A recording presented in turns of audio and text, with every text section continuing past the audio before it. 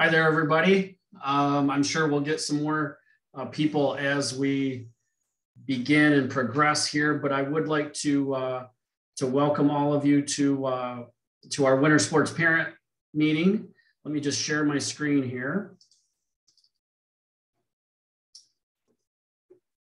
And for those of you who are wondering, our winter sports are basketball, skiing, pom-pom, bowling, figure skating, and ice hockey. So we welcome all of those parents who are not only taking a look at this webinar live, but also maybe on a recorded basis out there in the future. So I would like to certainly start by saying, welcome, as I mentioned.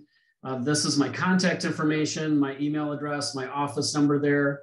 And it has certainly been a very difficult week out there. I will let everybody know that I am from Oxford. I was an administrator in Oxford schools for six years. We have 3 students at the high school in Oxford, and it was absolutely terrifying. One of the worst days of our lives as parents. I have another daughter who's at Regina High School, who was an eighth grade class president at Oxford Middle School. She knows all of the students. We were personally connected with many of the families affected, those killed and wounded, many of the first responders, and certainly a lot of the staff and administrators as well. So I think that it's certainly appropriate to hug your children tightly. Tonight and today and in the future, we've been trying to do the same. And the scars from an event like what happened at Oxford will last for years, for our students, for our kids, for our community, the rest of our lives. And it's a moment to try to gain some perspective when you can. So in that sense, let's start with prayer. In the name of the Father, Son, Holy Spirit, amen. Dear loving and merciful God, thank you for the opportunity to educate, form, and prepare our girls for the future. Thank you for the parents, coaches, administration, faculty, staff, and alumni that support the IHM mission. In a special way, Lord, please look over the families and victims of the entire community of Oxford. Help them to see the light of your face and encounter the evil that caused this tragedy with your enduring love. In a special way, Lord, please protect our children and help the adults gain the perspective necessary to cooperate for the sake of their success. We ask all this through Jesus Christ, who lives and reigns with you in the Holy Spirit, one God, forever and ever. Amen. In the name of the Father, Son, Holy Spirit. As I said, difficult to get through. We're doing our best, and we're not only doing our best in the Oxford community, but we're doing our best right here at Marian High School. Nearly $3,000 was raised recently from our kids and our families through your thanks for the Oxford community and for the victims. So our students are continuing to learn through service and by the example of the parents. So thank you. A bit about me, my personal and professional information is on the left, but most importantly, what I'm here to do as athletic director, as the leader of the athletic program here at Marian, is to ensure the growth of your child through athletics, through competitive opportunities, through mentorship, and to serve that mission, that IHM mission that we talked about very briefly, through the standards that we'll talk about in a little bit, also through our actions and our values that we'll talk about as part of our not only school culture, but as part of our athletic department culture as well. Finally, it's my role and my core mission to support our Marian family, to help our students grow into productive adults. That's really the end state, is to help make our kids not only better college students, not only better workers in the future, but better mothers, better wives, better friends, better sisters, better aunts, That's really the goal, is that relationship piece that helps all of our students be successful through serving others in the future. Finally, I believe very firmly that trust is the currency of relationships. So when we have great communication, that can create positive relationships. And with those positive relationships, we gain trust from one another. That's the process that we want our coaches to go through with our student athletes. It's the process that we want our teachers and faculty members to go through with our students as well. And as a parent myself, I know that my kids in many cases are in front of their coaches more than they're in front of us through their season. And the coaches have a very influential role in the lives of our students. So what are we here for? We're here to answer some of the questions that the things that you need to know and help you find the things that you need to find when you need to find them as busy parents and as busy adults. First, let's back up and talk a bit about that Marian mission that we mentioned just a minute ago. The words that are in bold are the core of what we do. Marian is a college preparatory school. There's no doubt about that. The achievement that we've had as a school in preparing students for the next level in college has been terrific. We operate in a Christian environment, obviously as a Catholic school, to provide an excellent education built on that very strong academic curriculum. That's our first focus, not athletics, not activities, not clubs, but that academic focus. We want our girls to value human diversity and live responsible lives of leadership and action based on gospel values. And I certainly think that there's some things that we can do, and we'll talk about that in the near future, to help connect our gospel values and our IHM mission to what we do in athletics. But there's plenty of teams that serve and act out our mission on a nearly daily basis out in the community and abroad to bring honor to themselves, to their family, and to the institution of Marian. Next, let's talk about communication, the expectations that we have for coaches, from coaches, students, and parents, and how that all kind of works together. Some things that, and this is really basic. I'll take a step back and say this is basic and is part of almost every school's parent-coach communication process. Some schools handle this process better than others. Some don't create the same levels of accountability that we wish to, but these are the core expectations that we have. First, you should expect from our coaches to know what they're about, to know their philosophy, to know their expectations that the coach has for your child specifically and for the greater team. The locations of and times and places of all the practices and games that the kids are going to be a part of. That's basic information that we really need to know in advance as parents. And the team requirements, what causes a loss of time, the discipline that may be a part of the program, what the requirements are to earn a letter, kind of all the nuts and bolts. Parents deserve to know that information about their daughter's participation. Here's the things that we expect from you as parents, and we don't think that these things are too awfully hard to follow. If you have concerns, express them directly to the coach, not necessarily to another parent, right? Not necessarily to Sister Lenore or to Mr. Zajac or to even to me, but directly to that coach. Let's start there. And I think that's a basic building block of relationship building that we can help teach our girls. If you have conflicts, and we know all families have conflicts, our coaches deserve to be notified of any of those conflicts as far in advance as you can give them those details.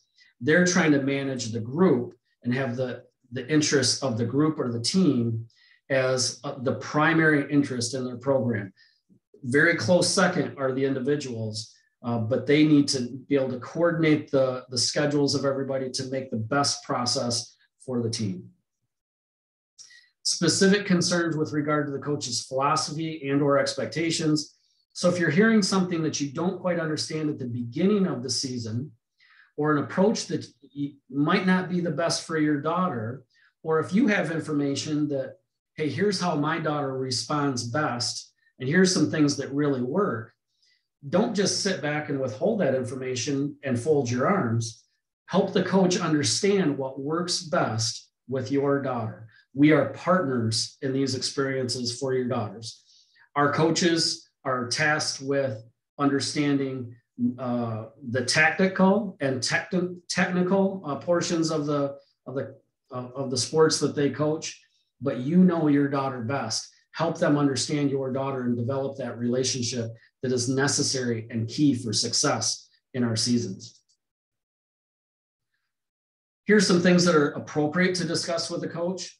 If you have some sort of question at all about the treatment of your daughter, if she came home and maybe she told you something that might raise a red flag, call that coach, text the coach, whatever communication method that is best for that coach. Reach out to them first so that you can understand firsthand what happened. I know that my teenagers at home, they might embellish some things sometimes. And that often happens because kids might be frustrated. They might be really happy. But get it from the coach first, and I think that we can solve a lot of issues. As I said in the previous slide, if there's ways that you can help the coach ensure that your child, that your daughter can improve, help them with that information. It doesn't necessarily mean a drill or a tactic or where to play them and at what time. It means what gets through to them emotionally, what gets through to them from a communication standpoint. Those are really key things that we need the information to help your daughter be as successful as she can be. Likewise, if your daughter comes home and she's just to herself a little bit more, she's not necessarily super excited about talking about her teammates or her experience, and she's just kind of changed, contact our coaches. We might have a similar concern, and we're going to reach out to you if we see a change.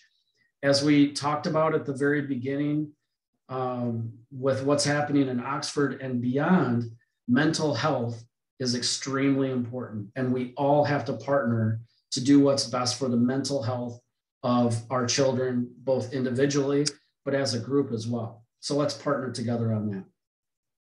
Next, let's talk about some things that aren't appropriate for you to discuss with a coach. Our coaches have to be the CEO of playing time. They have to be the CEO of team strategy, both technical, as I mentioned, and tactical, and that means play calling. And it's not appropriate to discuss what's happening with another student athlete. You wouldn't want that to happen with your child, so we won't engage in that conversation with you for a child that's not yours. And I think that as a parent, that's appropriate. So if you have a concern that goes beyond the conversation that you might have with your daughter or with a coach, call or email me to set up an appointment. I can help you contact that coach. We can have a conference together. We can talk it out.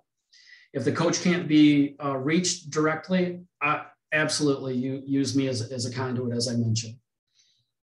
One of the most important things, and I've done this, I've been in the position as an athlete, as a parent, as a coach, and as an administrator. It's never a great idea if you have a concern, unless it's a safety concern, to contact the coach on the floor or directly after a contest, especially if tempers are high or if emotions are high. People say things that they shouldn't say, they do things that they shouldn't do, and it's always better to take a deep breath, gain some perspective by stepping back, understand the goals that we have together in making this the best experience possible for your daughter, and attack it within 24 hours. It's important that we don't forget about the issues that cause us frustrations, that we need to confront those things. And I think confrontation can be a very healthy word. In fact, I discussed that very concept with our coaches, with our student athletes, that confrontation is very important if we do it in a healthy way, because it helps us address our deficiencies, our concerns, our frustrations, and move our teams, programs and school forward. We'll talk really quickly about eligibility and the standards for student athletes. Current eligibility and the MHSAA, the Michigan High School Athletic Association, defines success in eligibility through their MHSA handbook. It's passed down. We adopt things through the Catholic High School League that define our students' eligibility. But in general, our students have to pass their classes. They have to maintain a 2.0 GPA here at Marian. That's not an MHSA rule. The MHSA says that they have to pass 66% of their classes in the previous semester and in the current semester. We also require at least a 2.0 GPA, but I'll be honest with you, we don't have many issues with this because our teachers do a great job with intervention, and our students are usually very high achieving. However, we can use participation in athletics as a carrot to do well academically. And we've often seen that students who are in multiple activities, there's obviously a tipping point, but students that are in multiple activities, including athletics, achieve at a higher level than students who are not involved in those things. So it is important if your child is struggling academically, that we don't necessarily just take them out of the activities. Sometimes that is appropriate, but it's most important that we conference together to find out what's most effective for your daughter to be successful. As far as attendance, here at Marian, we require students to be in school at least half of the day. So on Wednesdays, when we have a shortened class period on most Wednesdays, that means they have to be in school at least half of that day to be eligible for practice or for competition that day. And this is for any competition that day. This could be a regional ski meet. It could be a district basketball game. It could be any number of things. If you're too sick to attend school, then you're probably too sick to participate in sports. And we want to keep the proper perspective in that participation. So attendance is key. Semester eligibility, if we're in an intervention process with a student academically and they're not complying with their plan, we may make them ineligible. But again, these issues don't happen too awfully much here. One of the things that we deal with on a fairly common basis, not super common, is transfer eligibility. And there's a lot of different ideas as to what makes a student eligible if they transfer from one high school to another high school. And not too many years ago, the rule changed. The rule used to be if you transferred from one high school to another in the state of Michigan, you were ineligible for one semester. Now, if you transfer from one high school to another, and you don't meet one of several criteria that the MHSAA lists, then you may be ineligible for the sport that you previously played at the other high school. We want to know about any students who are transfers to our school, and we have a very good hold on who those students are, and we assess their eligibility on a case-by-case basis. But in essence, if a student doesn't meet an exception and they played a sport at the previous school, let's just say bowling, they were a bowler at the previous school and they transferred, didn't meet an exception, then that means they would have to set out the bowling season upon transfer. Also, non-school team competition during the school season. We're in ski season very soon, and ski is one of the sports that is very much at the forefront of this type of rule, where there's CUSA skiing and there's also high school skiing. There's a limited number of contests or competition dates that a student can compete individually outside of their school season and not violate the single sport rule. So if you have any questions on anything that might require eligibility clearance, please contact my office. Our coaches are trained that if they have an eligibility issue, whether it's grades, transfers, out of school competition, out of season coaching, they know to contact me first rather than to try to make their own eligibility determinations. Next, let's talk a bit about conduct standards. And at the face of this, we're talking about sportsmanship. I can't say it any better than this first line, that parents set the example. Certainly our coaches matter. And the very last point is these expectations apply to coaches as well. But as adults in general, whether we are parents or whether we are coaches, we need to model the behavior that supports the learning environment. I think it's corny to mention, but it is fair to say that whatever athletic venue we are in, it is a laboratory for academic achievement. That is the only reason why athletics at the school level exists, is to support education and learning. And education sometimes means learning by example from others and being a good sport when called upon. Also, with regard to officials, I can't say it any clearer other than we are in crisis, not only here in Michigan and Oakland County, but across the country with officials. I think the average age, I think I saw this recently, that the average age of the sports official in Michigan is over 55 years old. We're often seeing contests that are canceled due to shortage of officials. They're postponed, they're moved because we can't get enough officials. If you are interested in becoming a game official, it's a wonderful avocation. And I recommend it for retired people, for college students, and for those who have an appropriate schedule that can officiate. But we are in dire need of officials. And because we are in dire need for officials, because many of them work a year, 2 years, and they're chased out. Why are they chased out? Sometimes it's a variety of factors, but one of those factors is how they're treated at the contest. I'm very proud of how Marian responds in contest environments.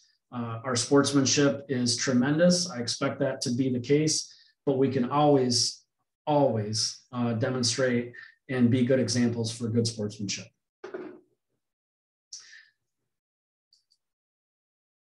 Training expectations. Marian student athletes are subject to our athletic handbook, which is on our website. We'll talk about the website here in a little bit. 365 days a year. The simple rule I always tell students, and as a coach, I had some sub rules based on this. One simple rule is, how will your decision affect your family, your school, yourself, and your team? In general, the family and the school and the team are all one big team. We're all one community. And we need to help our students and our girls stop, think, and determine if what they're doing or not doing is the right thing. This is in regard to substances, including drinking and drugs, but also maybe some of those commonplace everyday things like posting to social media, understanding their digital footprint, and helping our girls to understand that what they put out there digitally is there forever and is reflective of them, their family, and their school. And this next point, what I say is determining the right thing, and not only what you say and what you do, but what you don't do. So in many cases, being a good Marian Mustang means stepping up when we need you to step up, okay? It means protecting a teammate. It means standing up to bullying. It means reporting things that aren't okay. It means representing others who can't necessarily represent themselves as well. If we miss some of those opportunities, we're missing an opportunity to help make our girls better women in the future and stronger citizens. We always must remember that participation is a privilege and not a right. There is no property right to be in high school sports. We can take it just as easily as we grant that opportunity. And we really want to foster an environment, and we'll talk about culture here in just a second. We really want to foster a culture that is grateful for everything and entitled to nothing. Believe it or not, we have some people with some entitled feelings in our greater community, that they're entitled to all of the things that they deserve. But we want to talk about what's best for we, not necessarily me, the thing that you saw on the previous slide. If we're grateful for all the things that we receive, and when you work for everything, you become more resilient and less entitled. So our girls need to understand that when they go to a contest, and if it's a basketball game and the chairs are out and the tables out and the baskets are down and the game's being filmed, and we have officials and we have score people and we have uniforms and we have people that clean the facility, all those things don't happen by magic. It's a community that helps them achieve and helps set the stage for their involvement in interscholastic athletics. And that is always something to be grateful for. Finally, our cultural piece in this section, values as actions. And as I've said throughout this presentation, we're partners with parents in reinforcing the values that help make our young women the best that they can be. Our connected values, so if you imagine boxcars being joined together, those things, if each one of those boxcars is a value, when joined together, they make our process to make our decisions going forward. What are some of those values that we want to encourage from our student athletes? And I would think that you would agree with some of these as well. The first is selflessness, having a team first mentality with me being second. If you always put others before self, we're learning service that the IHM mission wants us to learn, that our parents want our children to learn. Second is merit. It's not only merit based on what you can do athletically, but what can you add to the soup to make it as tasty as possible? What can you do for the team right now? Can you be a hustler in practice? Can you use your experience? We know that seniority is, in essence, intellectual property. It's the property of the student. And our seniors are very important to us. Their experience through their path here at Marian is very important to us, only insofar as how it affects those younger than them. If we don't use that seniority to make good decisions and good recommendations and good examples for our younger people, then that seniority is wasted. Constant performance improvement is something that we should focus on a daily basis. This doesn't necessarily mean our tactical and technical skills, how we arrange our team and what we do and what plays we run is our tactical sense. Our technical sense is what we do individually to make ourselves better. Those things are very important, and they're important for our team success and for our individual success. But it's how we approach our relationships on a daily basis that helps us create an environment that holds each other accountable to improve on a daily basis. I've said it many times, and I'll say it here: winning is not a value, performance improvement is. And constant performance improvement is a key value that we can expect from our student athletes on a daily basis. Next is toughness. And by toughness, I don't necessarily mean when you're knocked down, get back up. That's really important, certainly. But it really means mental fortitude and mental toughness. That can be defined as the ability to focus on the next most important thing. And one of the greatest phrases that I've ever heard that revolves around this is kia kaha, kia kaha. I keep a note right here by my desk that says kia kaha. And that's a Maori phrase. So the Maori were the natives of New Zealand. And the Maori phrase kia kaha means be brave, be strong, be steadfast. These are the values on a daily basis that our kids have, they've reflected through COVID-19 isolation. In our community in Oxford, we're reflecting them right now and how to get through our tragedies. But it also can be an encouragement. It can be to get through the homework load that you have or the tests that you have coming up or the juggling that you have to do. Kia kaha means it is that encouragement to do your best, to be steadfast, to be brave in the face of adversity, and to focus on the next most important thing. Leadership. Finally, leadership is the ability to make those around you better and more productive, period, point blank. It doesn't mean it has to be a senior. It doesn't mean it can't be a freshman. It could be a coach. It could be a parent. It could be, there's leadership exhibited in all sorts of ways. But what's most important about the best programs that I've ever seen is that leadership is accessible by all, which means every person in the organization, every person in the team or the program has an ability to affect others through their leadership and what they can add. These are values that we want to help instill in our coaches to inform these things upon our kids as values, as expectations now and in the near future. They're simple, but they're not always easy to perform, especially on a daily basis. But you as parents can help our student athletes with these values because these will become our expectations moving forward. Resources. So here's some of the nuts and bolts, where to get the information that you need.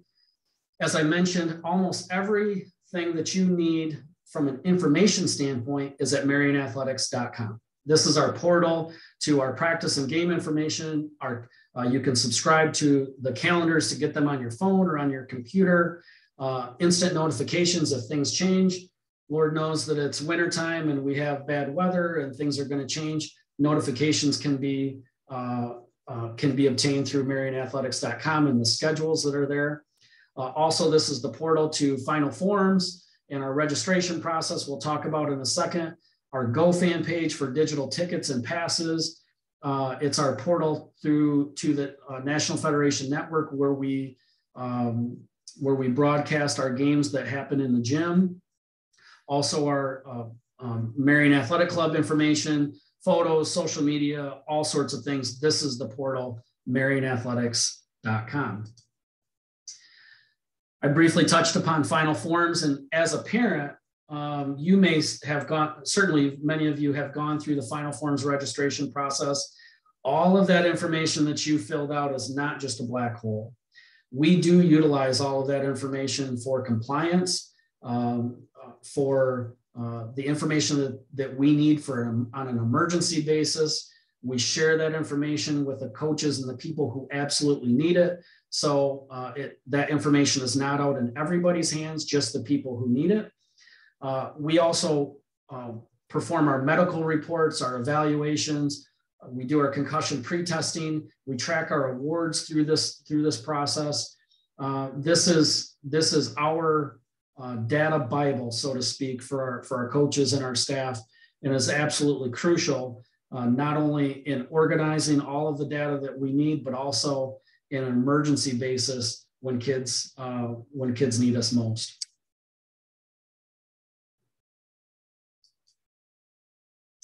GoFan, this is one of the things that is linked on the marianathletics.com site. GoFan is our ticketing partner. Right now, for our contests, and the only things that we collect revenue for at the gate from winter sports is basketball.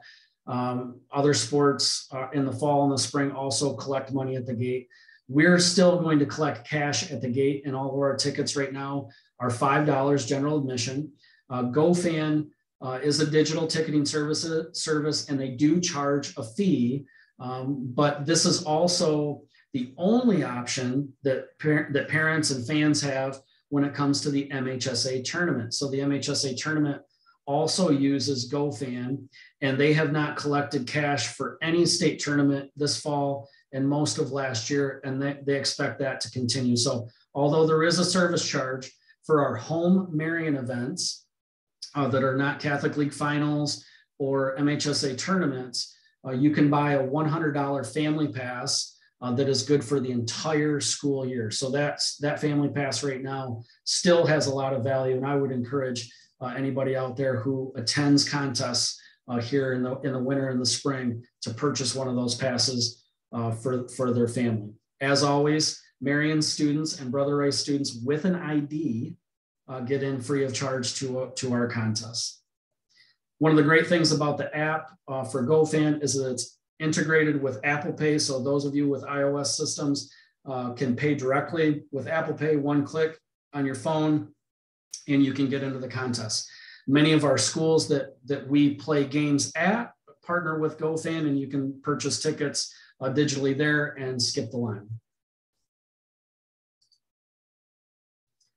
I talked a bit about the NFHS network. So the NFHS is the National Federation of High Schools. This is the broadcast network for schools across the country.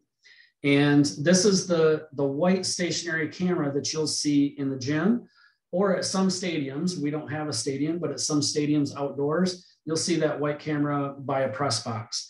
This is the stationary camera that records movement through a couple of different camera lenses for broadcast on the National Federation Network. This is a subscription basis process, and you can do it at $11 a month or $70 a year. There is a revenue sharing option for the school. We certainly do not get rich on this. This is more of a convenience for those people who cannot come to our contests or are out of town. This could include relatives, people across the country that want to see our contests. And during COVID, this was the only way many people could see the contest. So it's certainly a great process. We're figuring out ways to utilize this video with regard to film breakdown for some of our sports and to utilize it in much more of an instructional setting as well. So it's very valuable to us. Finally, health and safety. Let's talk about injury care and return to play. This is the contact information for Dawn Thrasher, our certified athletic trainer. She is an employee of Henry Ford Health System, but has been here at Marian for several years. I think Dawn is in her 18th year, if memory serves me correctly. Dawn is available to us daily after school and at contests. So she's there to evaluate injuries, to help kids go through testing, to go through rehab, those things that are ordered by a doctor or therapeutic as Dawn sees fit. She has a lot of experience. One thing that parents need to know is that students removed from practice or competition due to an injury, before they return, they must have physician's written clearance. This is a requirement, and it is without question. So it is extremely important to us to care for first the safety of every student. So even though you think they may be fine and you might give us your permission to let your daughter play, we need a physician to tell us what's appropriate for your daughter. And that again is the basic and standard rule. Dawn also provides concussion pre-testing through Henry Ford Health System. So what this is it's a cognitive inventory that assesses a baseline for each of our student athletes. We use that data to compare against if a student ever suffers any sort of head injury or head trauma that may be suspected as a concussion. We use that information to inform our return to play process for head injuries. And in general, the students, when they return to play from a concussion or concussive type symptoms, have to be symptom-free, have to have physician clearance, and they have to be evaluated by the cognitive psychologist through our testing clearance program. So that baseline creates one set of data, and it's compared against a post-injury set of data to determine whether it's appropriate for the student to return to play. Brain care has become one of the most important factors of student-athlete health and safety over the past several years. Finally, with COVID-19 protocols, you may be hearing just recently, the Catholic High School League through the Archdiocese has determined that in Oakland and Wayne counties, students who are in active participation and one coach, so a head coach or an assistant coach who's ever giving the instruction, masks are optional for those students and that one coach during active participation in contests and in practices, okay? St. Clair County, Washtenaw County, they don't have the same rules, but the mask mandate from the Oakland County and Wayne County health divisions were mandatory up until this point for everybody. So this still means that every spectator that comes to a contest must wear a mask. Every person that works at the table at a basketball game must wear their mask. Students coming off the floor at a basketball game who are sitting on the bench must wear their mask. But while participating, masks are optional, okay? What this also means is that if we travel to a school where masks are required because schools are able to create rules that are more restrictive than the Catholic High School League rule, we will observe the rules of the host institution.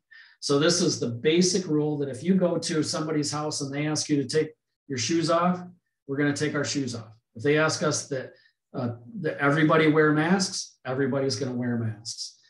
Here at home, masks will be optional for those students who are directly in participation in practices and in competition. So this also goes to people who are in the building, our student athletes who are working out in our weight room, or who may be running or doing physical activities, even though they're out of season.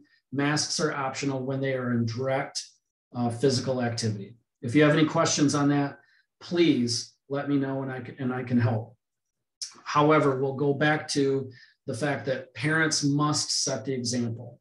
We're going to ask all parents and all spectators to wear their masks in accordance with the rules and the expectations of the health department and the Catholic High School League. And we're counting on you to follow the rules. We need your help to help enforce this rule for the safety of all spectators. So just as though we're going to another school and we are their guests, parents, you are guests here at Marian, and we're asking you to follow the rules.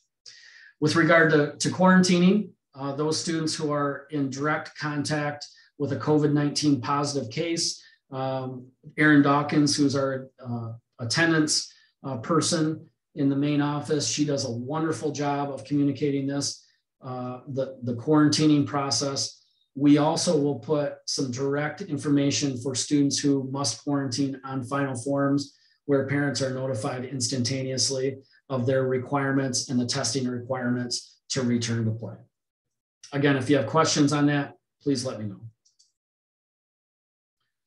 Next is Marian Athletic Club, our booster club information. Our leadership this year are Liz Seivert and Amy Carroll. They're pretty much the leadership of this group. There are several other reps that help us with a variety of things, from all of the different activities that we have throughout the year. And they do a tremendous job of supporting our Marian mission, of fundraising for the things that we can't always afford but are necessary for our student athletes. And they're just simply involved in the community and helping spread the positive word about Marian in our greater area, which is absolutely tremendous. If you're interested in helping, I would suggest that you contact Liz or Amy or your MAC representative to learn more. Some of the things that they're involved with are the golf outing that we had earlier this fall. There's yard signs and bleacher seats that are available, I believe, right now, and we can get you information on that. And they're doing the meetings are easy to go to. They're Zoom meetings just like this one, and they're typically the third Tuesday of every month, and they're available. That information on that will go out as meetings come up. They're also available in the Marian Athletic calendar. Finally, I certainly appreciate you taking the time to be with me today, to view this presentation, this webinar. I'm looking very much forward to getting out there to see all of our winter athletes compete, whether it's at the hill or at the rink, on the court, whatever it may be. I'm excited to support the initiatives of our coaches and student athletes, and I appreciate you being with me today. Thanks, and as always, go Mustangs.